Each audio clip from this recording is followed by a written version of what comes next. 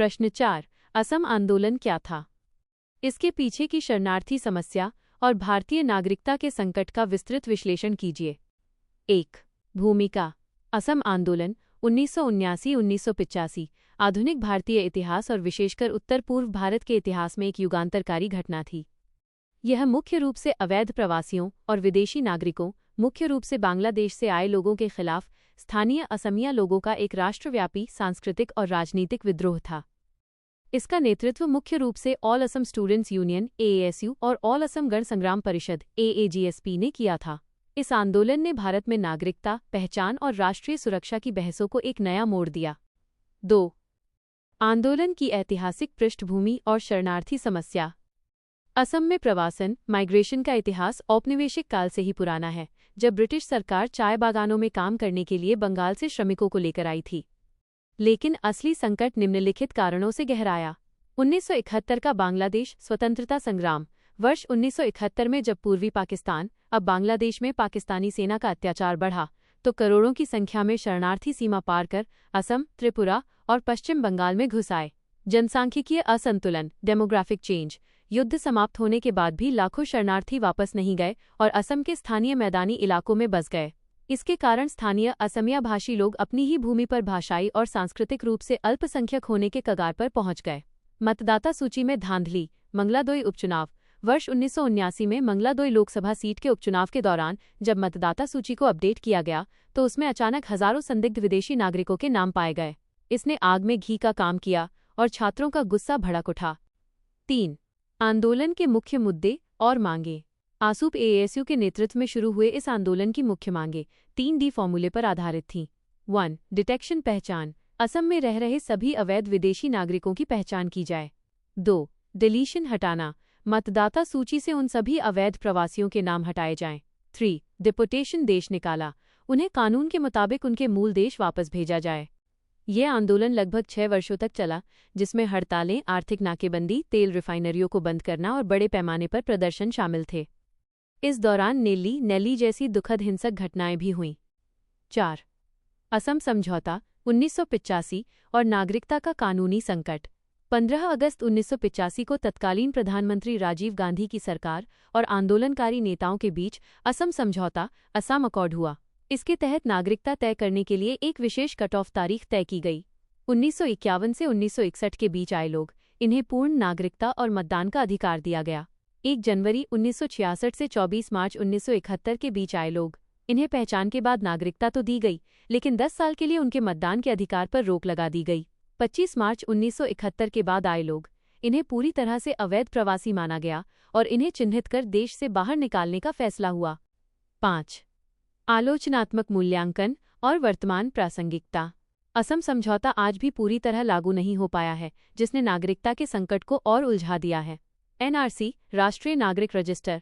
असम समझौते के आधार पर ही असम में NRC को अपडेट किया गया, जिसकी अंतिम सूची में लगभग 19 लाख लोग अपनी नागरिकता साबित नहीं कर पाए, जिससे एक नया मानवीय संकट खड़ा हो गया। CAA, नागरिकता संशोधन अधिनियम का विरोध। असम के लोगों का मानना है कि CAA असम समझौते की 1971 की कट ऑफ तारीख का उल्लंघन करता है, क्योंकि ये 2014 तक आए गैर मुस्लिम प्रवासियों को नागरिकता देने की बात करता है। 6. निष्कर्ष। असम आंदोलन केवल एक क्षेत्रीय विद्रोह नहीं था, बल्कि ये देश की संप्रभुता और जनसांख्यिकी संतुलन की रक्षा का एक प्रयास था। हालांकि इसने असमिया पहचान को तात्कालिक सुरक्षा दी, लेकिन नागरिकता और विदेशी प्रवासियों का यह जटिल मुद्दा आज भी उत्तर पूर्व की राजनीति और सुरक्षा के लिए एक संवेदनशील प्रश्न बना हुआ। प्रश्न 5. उत्तर पूर्व भारत की राजनीति और सामाजिक परिवर्तन में छात्र और महिला आंदोलनों के प्रभाव की विवेचना कीजिए। 1. भूमिका। उत्तर पूर्व भारत की राजनीतिक और सामाजिक संरचना देश के बाकी हिस्सों से इस मायने में भिन्न है कि यहाँ पारंपरिक राजनीतिक दलों से कहीं अधिक शक्ति नागरिक समाज, सिविल सोसाइटी, विशेषकर छात्र संगठनों और महिला समूहों के पास रही है। जब भी इस क्षेत्र में प्रशासनिक विफलता या सामाजिक संकट आया, यहाँ के छात्रों और महिलाओं ने आंदोलन का नेतृत्व संभालकर राज्य और केंद्र सरकारों को अपनी नीतियां बदलने पर मजबूर किया। 2. छात्र आंदोलनों का राजनीतिक प्रभाव। उत्तर पूर्व, विशेषकर असम, नागालैंड और मिजोरम में छात्र संगठन केवल शैक्षणिक मुद्दों तक सीमित नहीं रहे, बल्कि वे क्षेत्रीय राजनीति के मुख्य रणनीतिकार बने। असम आंदोलन और AASU की भूमिका। जैसा कि ऊपर चर्चा की गई, all Assam students union AASU ने 6 साल तक सरकार के समानांतर अपनी ताकत दिखाई। राजनीतिक सत्ता में परिवर्तन, AGP का उदय। असम समझौते के बाद इन्हीं छात्र नेताओं ने असम गण परिषद AGP नामक राजनीतिक दल का गठन किया और युवा छात्र नेता प्रफुल्ल कुमार महंत असम के मुख्यमंत्री बने। ये भारतीय इतिहास में विरला उदाहरण है जहां छात्र संगठन सीधे सत्ता के शीर्ष पर पहुंचा।